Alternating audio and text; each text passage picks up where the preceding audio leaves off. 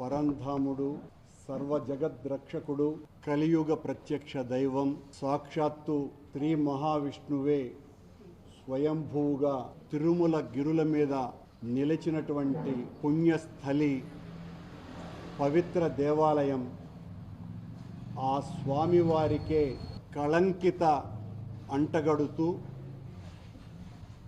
వేల సంవత్సరాల చరిత్ర కలిగినటువంటి అత్యున్నత ప్రమాణాలతో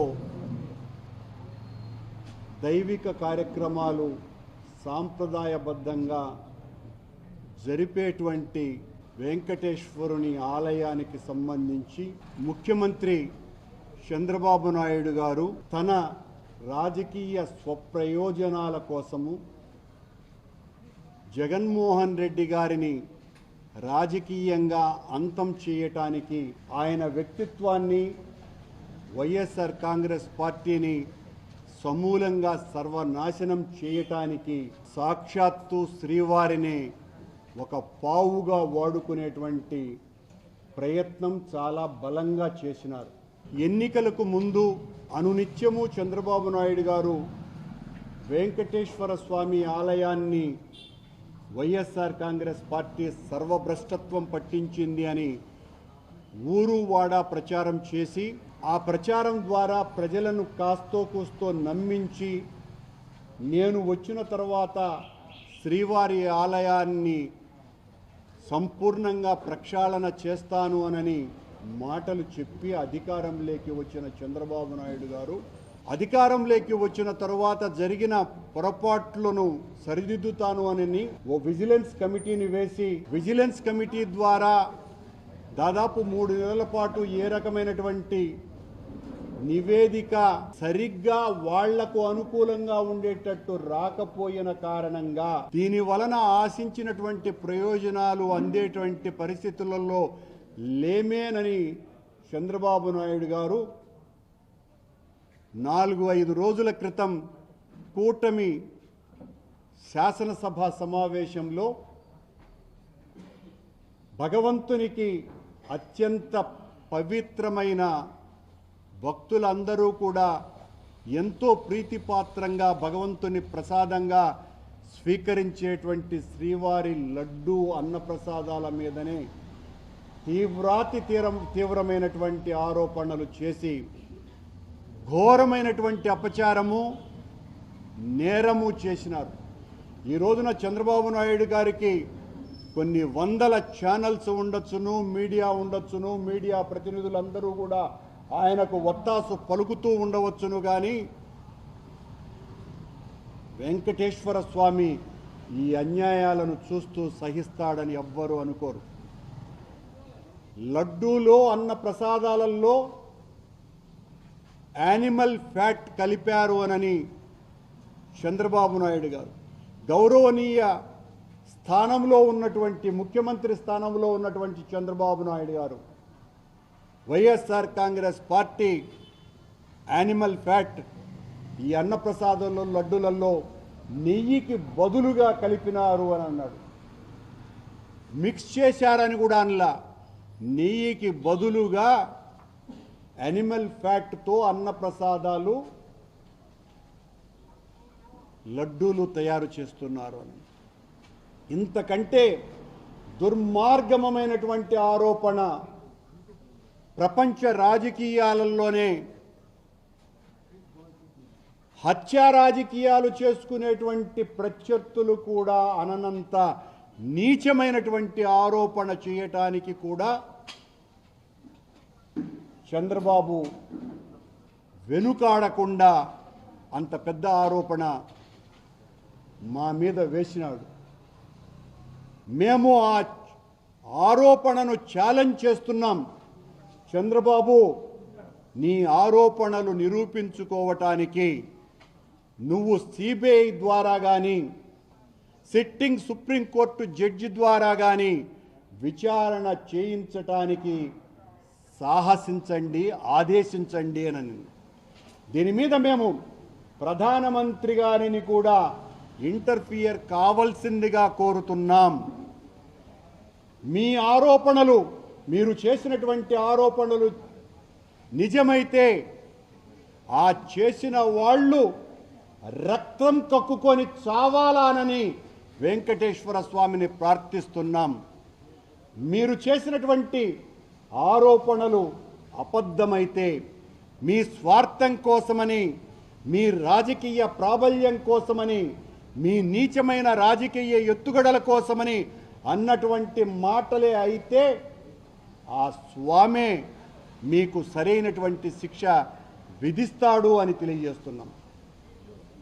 చంద్రబాబు గారు ప్రత్యర్థుల మీద మీ రాజకీయ జీవితంలో ఎన్ని అనరానిటువంటి మాటలు అని మీరు ఈ స్థాయికి ఎదిగారో మీ అందరికీ కూడా తెలుసును. మీ మామనే, సొంత మామనే వెన్నుపోటు పొడిచి ఈ రోజున పూలదండలు వేస్తున్నటువంటి ఘన చరిత్ర మీది.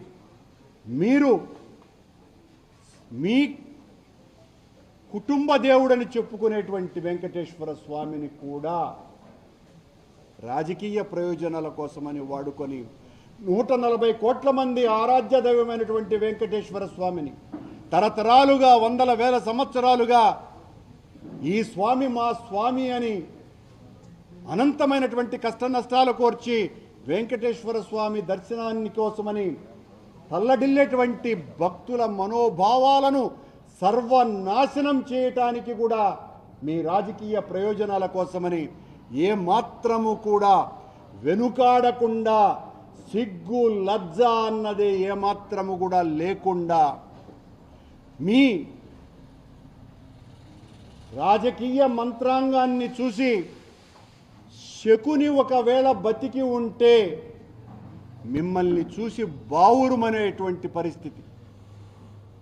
శకుని లాంటి వాడు కూడా భయపడి బెంబేలెత్తి పారిపోయేటువంటి పరిస్థితి చంద్రబాబు నాయుడు గారు. ఇంత అన్యాయమైనటువంటి ఆరోపణలా? దీనికి మళ్ళీ మీరు మొన్న గుడిని శుద్ధి చేయండి అని ఆదేశించాడంట. అక్కడ ఉన్నటువంటి పరిస్థితులన్నింటినీ కూడా సరిదిద్దడానికి శుద్ధి చేయాలనని మీ కింద పనిచేసేటువంటి ఈఓకు మీరు ఆదేశాలు ఇస్తారు. ఈ ఈఓ జూలై నెలలో ఆ ఏఆర్ కంపెనీ అనేటువంటి సరఫరా చేసేటువంటి నెయ్యిని టెస్ట్ చేస్తే అందులో ఎడిబుల్ ఆయిల్స్ దొరికినాయి, వనస్పతి ఉన్నట్టుగా ఉంది అని పత్రికా సమావేశంలో ప్రకటించినటువంటి శ్యామలరావు గారు,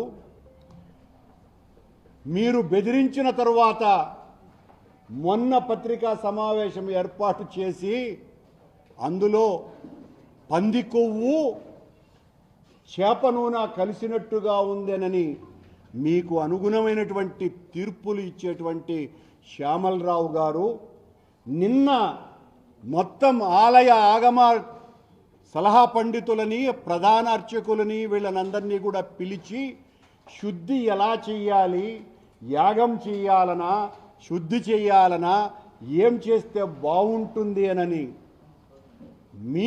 మీ పాలనలో చంద్రబాబు అధికారంలోకి వచ్చిన తరువాత మీ ద్వారా రిజెక్ట్ కాబడ్డటువంటి, అది వాడనటువంటి నెయ్యి, రిజెక్ట్ కాబడ్డటువంటి నెయ్యిని చూపించి మొత్తం అంతా కూడా వైఎస్ఆర్ కాంగ్రెస్ పార్టీ హయాంలో ఈ నెయ్యే వాడారు అని దమ్ముగా అబద్ధాలు చెప్పే చంద్రబాబు నాయుడు గారు నందిని నెయ్యి ఎందుకు వాడటం లేదు అని గుండెల మీద చేసుకొని చెప్తాను అని చెప్తున్నటువంటి లోకేష్ గారు 14వ సంవత్సరం నుంచి మీరు అధికారంలో ఉన్నప్పుడు 19 వరకు నందిని నెయ్యిని, కర్ణాటకకు సంబంధించిన నందిని నెయ్యి ఎందుకు వాడలేదు? ఒక్క టెండర్లో మాత్రమే నందిని నెయ్యి 6 నెలలు మాత్రమే ఎందుకు సరఫరా చేయబడింది?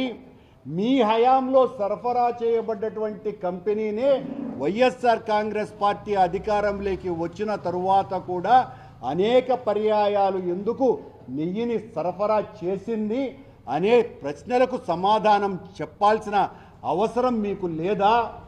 ఆ రోజున అతి తక్కువ ధరకు నెయ్యి ఎలా సరఫరా అవుతోంది అని ప్రశ్నిస్తున్నటువంటి మీరు మీ దొంగ మీడియా ద్వారా ఆ రోజున కూడా ఇదే ధరకు నెయ్యి ఎలా సరఫరా అయ్యింది అన్నటువంటి ప్రశ్నలకు సమాధానం చెప్పవలసింది ఎవరు? చంద్రబాబు నాయుడు గారు మీరు కాదా? దీనికి సంబంధించి ఆనాడు 14 నుంచి 18, 19 వరకు దాదాపు 14 సార్లు ఇలా నెయ్యి సరఫరా చేసినటువంటి సంస్థలలో ఏదో రకమైనటువంటి కల్తీ ఉందని మీ హయాంలో తిప్పి పంపినటువంటి ట్యాంకర్లు నిజం కాదా? ఈ రకంగా కల్తీ నెయ్యిను వాడేటువంటి పరిస్థితి లేనే లేదునని ఆనాటి మీ హెల్త్ ఆఫీసర్ శర్మిష్ఠ చాలా స్పష్టంగా మీడియా సమావేశంలో మా టీటీడీలో ఎలా నెయ్యికి సంబంధించి టెస్ట్ చేసేటువంటి ల్యాబ్ ఎలా ఉన్నది, దాదాపు 10 మంది నిపుణులు ఉన్నారు, వీళ్ళందరూ కూడా తరిచి చూసిన తర్వాత 3 సార్లు మళ్ళీ దీని మీద ప్రత్యేకమైనటువంటి ల్యాబ్ టెస్టులు జరిగిన తరువాతనే ఆ ట్యాంకర్లను లోనికి అనుమతిస్తాము అని చెబితే దాన్ని మీరు పట్టించుకోరు. వైఎస్ఆర్ కాంగ్రెస్ పార్టీ మాత్రం నెయ్యిలో పంది కొవ్వు కలిపింది, యానిమల్ ఫ్యాట్ వాడింది అని మీకు నోటికి తొచ్చినంతగా మాట్లాడి జనాన్ని ఒప్పించేటువంటి ప్రయత్నం చేస్తారు. ఇదే కంపెనీలు వైఎస్ఆర్ కాంగ్రెస్ పార్టీకి లో అధికారంలో ఉండగా సరఫరా చేసినటువంటి కంపెనీనే మీ హయాంలో సరఫరా చేసిందా లేదా ఛాలెంజ్ చేసి అడుగుతున్నా.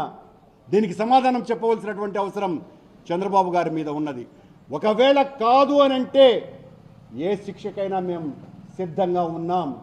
చంద్రబాబు నాయుడు గారు మీరు బురద చల్లి, ఈరోజు బురద కూడా కాదు అంతకంటే నీచమైనటువంటి దుర్గంధాన్ని వైఎస్ఆర్ కాంగ్రెస్ పార్టీ మీద చల్లటమే కాకుండా సాక్షాత్తు వెంకటేశ్వర స్వామి ఆలయ ప్రతిష్టనే సర్వనాశనం చేయటానికే కంకణం కట్టుకొని మీ స్వార్థం కోసమని